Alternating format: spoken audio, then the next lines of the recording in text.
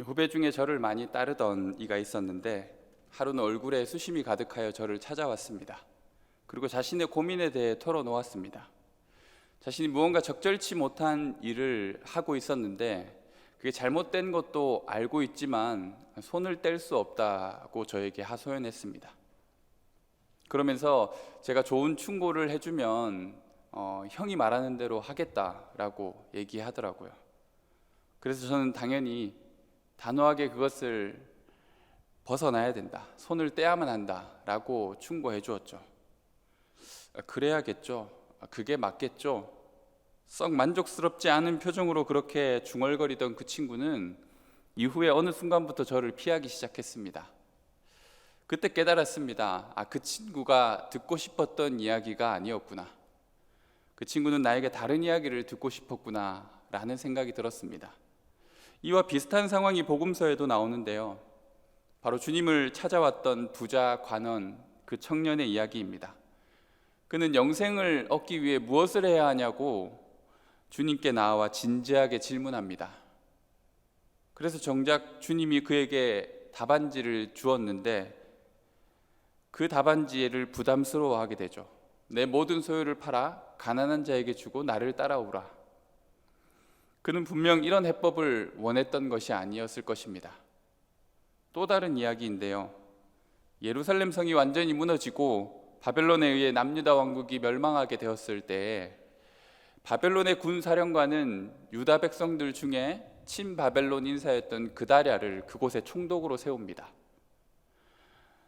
그런데 남은 백성들은 그것을 탐탁치 않게 여기고 반역의 계획을 짜서 그 총독 그다랴를 죽여버립니다. 정복국이었던 바벨론은 자신들이 세운 총독을 죽였으니 그들을 가만히 둘 수가 없겠죠. 그들은 남은 백성들이 위험한 상황에 놓이게 되었습니다. 바벨론의 군대의 공격을 받을 뻔한 상황이었습니다. 그래서 그런 반역을 행했던 백성의 무리가 모두 함께 있던 하나님의 사람 예레미야를 찾아옵니다. 그리고 아주 정중하고 겸손하게 하나님의 뜻을 구합니다. 당신은 우리의 탄원을 듣고 이 남아있는 모든 자를 위하여 당신의 하나님 여호와께 기도해 주소서. 당신이 보는 바와 같이 우리는 많은 사람 중에서 남은 적은 무리이니 당신 하나님 여호와께서 우리가 마땅히 갈 길과 할 일을 보이시기를 원하나이다. 그리고 예레미야 입에서 나오는 모든 말씀에 우리가 무조건 따르겠다라고 백성들이 고백합니다. 그래서 예레미야는 10일 정도 기도를 하고 하나님이 주신 말씀을 백성들에게 전합니다. 여호와의 말씀이니라, 너희는 너희가 두려워하는 바벨론의 왕을 겁내지 말라. 내가 너희와 함께 있어 너희를 구원하며 그의 손에서 너희를 건지리니 두려워하지 말라. 내가 너희를 불쌍히 여기리니 그도 너희를 불쌍히 여겨 너희를 너희 본향으로 돌려보내리라 하셨느니라. 얼마나 위로가 되는 하나님의 말씀입니까? 그런데 그들은 예레미야의 말을 듣고 표정이 싸늘하게 굳어집니다. 그들이 그런 말을 들으려고 모였던 것이 아니었기 때문이죠. 항복이라니? 무슨 그런 말도 안 되는 소리를. 예레미야, 너는 지금 하나님의 말씀을 전하는 게 아니야. 넌 지금 거짓말을 하고 있어. 지금 우리를 바벨론의 적국의 손에 넘어가게 하려고 너는 우리를 속이고 있는 거지? 틀림이 없어.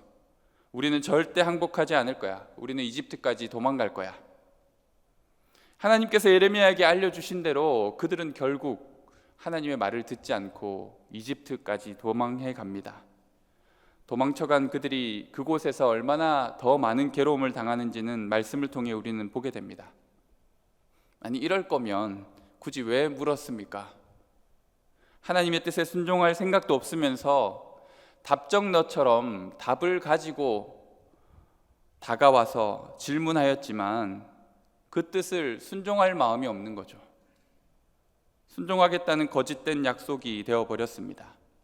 부자 관원은 무엇을 하여야 영생을 얻습니까? 라고 물었지만 무엇을 해야 할지 주님이 정작 가르쳐 주실 때는 그것을 할 용기조차 없었습니다. 전 재산을 가난한 사람에게 나눠주라고? 내가 왜? 그런 걸 원하였던 게 아니었던 거죠. 이게 아닌데? 내가 바란 게 이게 아닌데? 오늘 우리가 읽은 마태복음에는 대제사장들과 백성의 장로들이 예수님께 찾아와 노골적으로 말합니다. 네가 무슨 권리로 이런 일을 하느냐? 누가 이런 권위를 내게 주었느냐? 성전에서 백성들을 가르치고 있던 예수님, 당신 도대체 무슨 자격으로 백성들의 스승, 선생, 랍비 노릇을 하고 있습니까? 하지만 한편으로는 이런 뜻도 있습니다. 당신이 하시는 이 모든 일과 가르침, 그 말씀의 놀라운 기적과 역사들이 하나님으로부터 비롯된 것이 맞습니까? 우리가 당신을 따를 만한 근거가 있으면 좀 보여주십시오. 하지만 사실 그 권위가 하나님으로부터 왔다는 것을 확인한다고 한들 그들의 생각이 바뀌었을까가 우리의 의문입니다. 그들이 과연 주님의 말씀을 듣겠냐라는 것이죠. 어디서 온 권위인 줄 알면 순종하겠는가? 그것이 주님이 묻고 싶었던 질문이 아닐까요? 너희는 이미 하나님이 보낸 선지자 세례 요한조차 인정하고 따르지 않았으면서 지금 와서 그런 질문을 해봤자 무슨 의미가 있겠냐? 요한의 세례가 유대 온 땅에 엄청난 센세이션을 불러일으켰습니다. 수많은 인파가 그 세례를 받기 위해 요한이 있던 광야로 나왔습니다. 로마의 군인들마저도 세례 요한에게 세례를 받기 위해 요단강으로 몰려갔습니다. 주님은 묻습니다. 그 세례가 하늘로부터 온 것이냐 아니면 요한 스스로 인간적으로 한 사람으로부터 온 세례냐? 이 질문이 난감했던 이유는 그들이 세례 요한을 따르지 않았기 때문입니다. 그럼에도 불구하고 그를 따르는 수많은 백성들의 여론 때문에 세례 요한을 대놓고 반대하지도 않았습니다. 그런 어정쩡한 입장이 그들의 입장이었죠.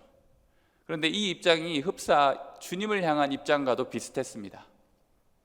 온갖 기적과 놀라운 일들의 소문이 들려오고 예수님을 따르는 무리가 기하급수적으로 늘어가는데 정말 그를 인정하고 따라야 할지 확신이 안 서는 것이죠. 그래서 종교 지도자들은 예수님께 끊임없이 표징을 구합니다. 하나님으로부터 온 메시아라는 사실을 확증할 수 있는 표식을 좀 보여주십시오.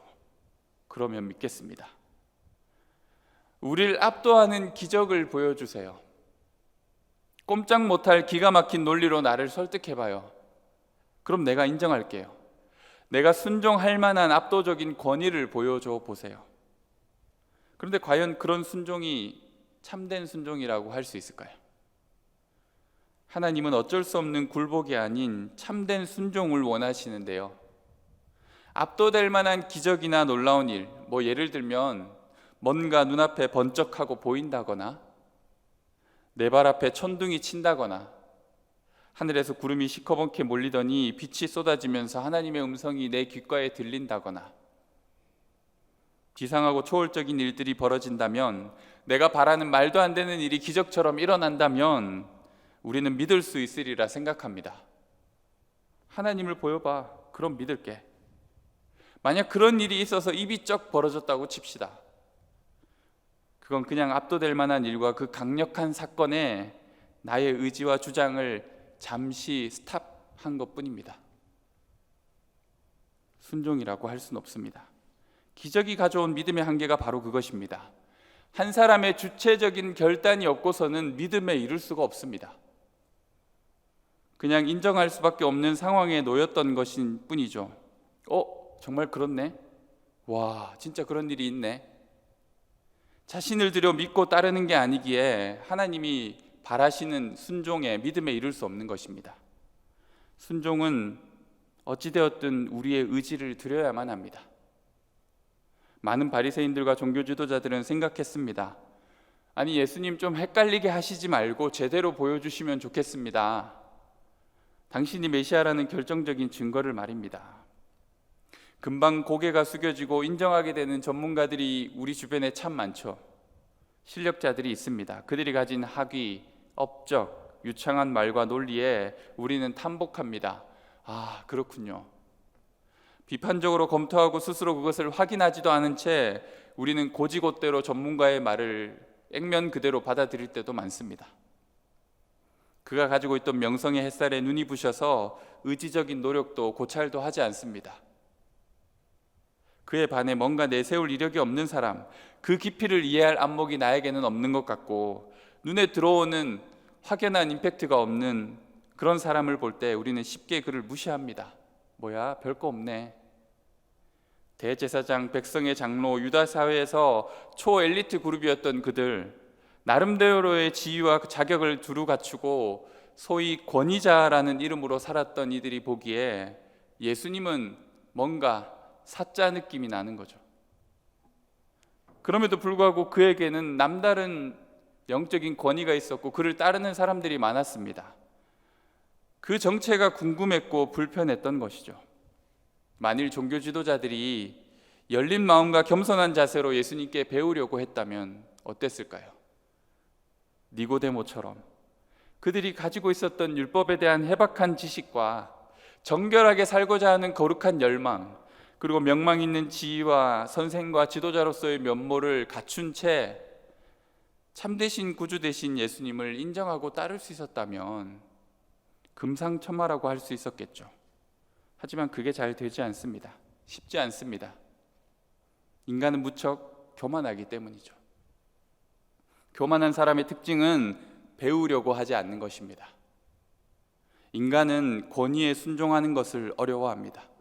아니, 본질적으로 순종 자체가 우리에게 맞지 않습니다. 마지못해 지는 것은 어쩔 수 없지만 나 자신을 적극적으로 부인하고 낮아져서 순종하는 것은 쉬운 일이 아닙니다. 내가 죽어야 하기 때문이죠. 오늘은 지난주에 이어 특별한 날입니다. 바로 스승의 날인데요. 교권이 바닥까지 떨어진 한국 교육의 현실을 생각해 보면 스승의 날이라는 것이 참 씁쓸하기도 합니다. 우리에게 정말 참된 스승과 제자의 관계가 있을까 생각해 보게 됩니다. 제 인생을 돌아보아도 한때는 그런 생각을 했습니다. 왜 나에게는 좋은 선생님이 없었을까? 그다지 존경이 될 만한 기억에 남을 선생님이 한 명도 없는데, 이런 생각을 한 적이 있습니다. 참 좋은 선생님이라고 엄마에게 그렇게 두고두고 자랑했던 선생님이 촌지를 달라고 그렇게 엄마를 시달리게 했다는 얘기를 듣고 배신감을 느낀 적도 있습니다. 과연 내가 따를 만한 사람이 세상에 있을까? 그런데 그건 제가 너무 교만해서 그랬던 것이죠. 삐딱하게 안 좋은 점만 강조해서 보았기 때문이죠. 얼마나 따를 만한 스승과 사람들이 많이 있습니까? 그리고 사실 그분들의 도움으로 제가 여기까지 온 것이죠. 한마디로 저는 배우려는 자세보다 평가하려는 생각이 앞장섰던 것 같습니다. 나를 이겨줄 만한 사람을 찾는 것이 중요한 게 아닙니다. 어디 한번 나를 감동시켜봐. 내 기준에 부합하는 사람이 세상엔 없는 것 같아. 존경하고 따를 만한 사람이 어디 있겠어. 주님조차 존경하지 않았던 사람들이 있었습니다. 그게 주님의 문제일까요? 인간의 지독한 교만과 불순종의 고집 때문이죠. 바로 저와 여러분의 문제가 아닐까요? 나를 들여 내가 순종해야 한다는 사실을 깨닫는 것이 중요합니다. 권위는 사실 그것 자체가 우리를 불편하게 만드는 것입니다. 뭔가 남다른 권위로 일하시는 예수님이 불편했던 대제사장들과 장로들처럼 말입니다. 그 권위에 순종하지 않는 것 자체가 우리를 불편한 상황으로 몰아가고 있는 것이죠. 부자 관원은 예수님의 말을 들어야만 답을 찾을 수 있다고 생각했습니다. 그래서 권위에 자기를 부인하고 순종해야만 했는데 결국 그는 그 불편함을 박차고 도망갔습니다. 두려움을 벗어버리고 하나님의 말씀대로 바벨론의 항복만 하면 될 것이었는데 유다 백성들은 권위 있는 말씀에 순종하기보다 그 말이 틀렸다고 반박하고 대들었습니다. 그리고 자신들의 살 길을 스스로 찾아 이집트로 피곤한 여정을 떠났습니다. 권위는 우리를 불편하게 만듭니다. 우리의 순종을 촉구하기 때문이죠. 그냥 듣지 않았으면 좋았을 텐데 들어버렸기에 순종하거나 불순종하거나 우리는 둘 중 하나를 선택해야 하는 것입니다. 아버지가 포도원에 가서 일을 좀 하라고 말씀하셨습니다. 이제는 아버지의 말에 순종하느냐 불순종하느냐가 나의 몫이 되어버린 것이죠. 이 불편함을 벗어버리기 위해 우리가 흔히 하는 방법이 권위를 무시하거나 대적하는 것입니다. 그 권위를 행사하는 사람의 흠결을 찾아내 따를 수 없는 명분을 만듭니다. 내가 왜 저 사람 말을 들어야 돼? 그렇게 유다 백성의 종교 지도자들은 열심히 명분을 만들어 예수님을 사형에까지 이르게 합니다. 권위의 부담감을 해결하는 또 다른 방법이 있다면 그냥 겉으로만 순복하는 척 하는 것이죠. 수동적인 패배를 인정하는 것입니다. 내가 어떻게 이길 수 있겠어? 원래 세상이 그런 거지 뭐. 그렇다고 하면 내가 할 말이 없네. 그 말이 맞지. 하지만 입술과 마음이 따로 놉니다.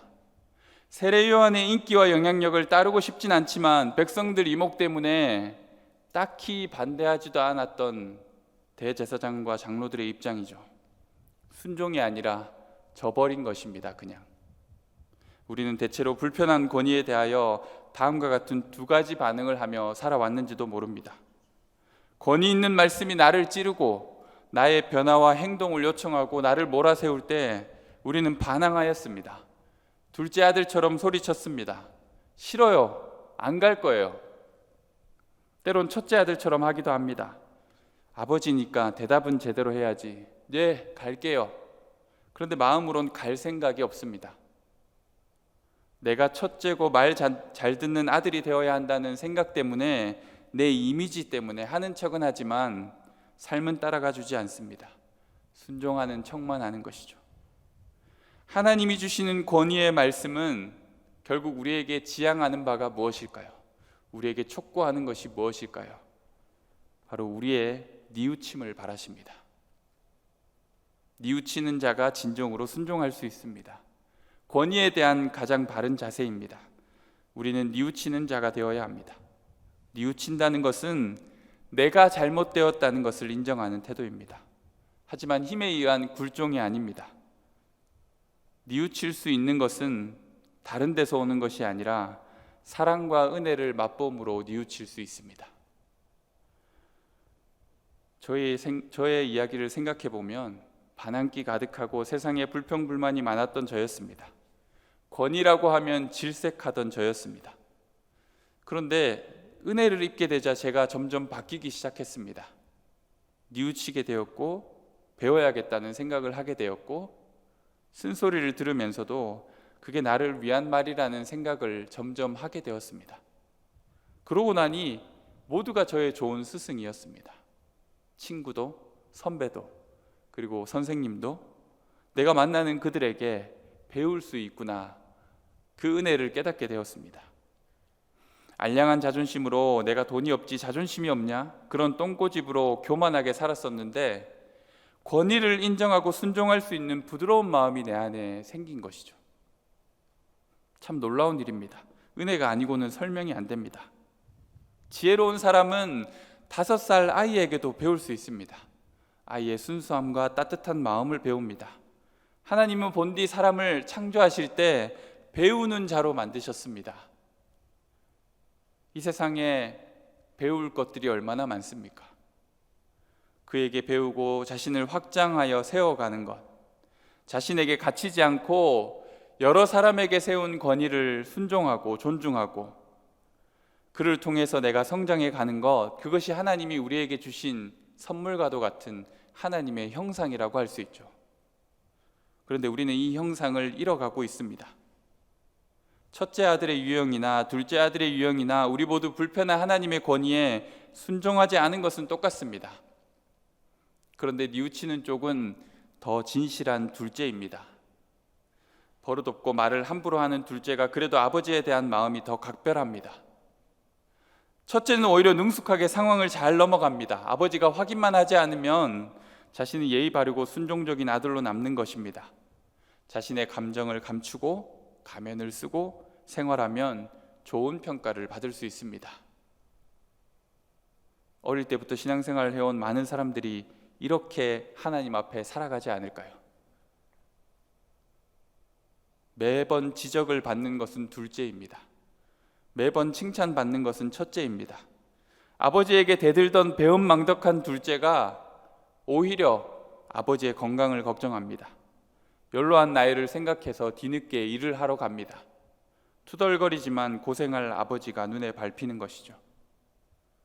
중고등부 사역을 할 때를 떠올려 보면 그냥 웃으며 예의 바르게 저를 존중해 주는 아이들을 만나면 마음이 굉장히 편안합니다. 그런데 첫 만나부터 띠꺼운 눈빛으로 넌 뭐야? 이런 눈으로 쳐다보며 반항적인 질문을 막 도발적인 질문을 던지는 친구들은 부담스럽습니다. 전사님, 저희 교회 왜 오셨어요? 얼마나 계실 거예요? 막 이런 질문을 첫 인사 때 나누는 거죠. 그런데 지나고 보면 그런 애들이 더 좋습니다. 자신을 속이지 않고 좀 거칠고 삐딱하지만 자기 감정을 있는 그대로 표현했던 친구들이 나중에는 더 진솔한 사랑으로 다가옵니다. 그들은 적극적으로 자기 마음을 던질 수 있기 때문이죠. 오늘 주님은 권위에 대해 딴지를 거는 대제사장과 장로들에게 충격적인 결론을 던집니다. 너희보다 먼저 세리와 창녀들이 하나님 나라에 들어가게 될 것이다. 매사에 따가운 눈초리를 받고 사람들에게 소외되었던 그들이 가졌던 자기 인식이 순종을 돕게 된 것이죠. 난 참 소망이 없구나. 어떻게 하면 좋을까? 이미 바닥인 사람은 채우기를 주저하지 않습니다. 가르침을 마다하지 않습니다. 자기 자신으로 가득가득 채운 인생들은 권위 있는 말씀과 가르침이 부담이 됩니다. 자기를 비워야 하기 때문이죠. 자기를 비우는 용기, 죽음을 자초하는 결단, 그것이 바로 뉘우침입니다. 뉘우치면 변화가 시작됩니다. 황량한 벌판에 꽃이 피고 향기가 나기 시작합니다. 자아의 무덤과도 같았던 인생이 아버지의 사랑과 은혜로 채워지는 것입니다. 이런 구원의 역사가 사람들 사이에서 일어납니다. 꼭 대단한 사람이 여러분 앞에 나타나야 그런 일이 가능할까요? 그렇지 않습니다. 제가 전임 사역을 하면서 아동부를 함께 하던 때 저와 함께 아동부 사역을 섬기던 교육전도사님이 계셨는데 그분이 아이들을 상대로 아주 뻔하디 뻔한 수련회 성경학교 설교를 하고 있는 밤이었습니다. 아이들 뒤에서 멍하니 앉아 지쳐있던 저에게 무언가 훅 들어왔습니다. 그리고는 눈물을 엉엉 흘렸는데요. 콧물까지 줄줄 흘리며.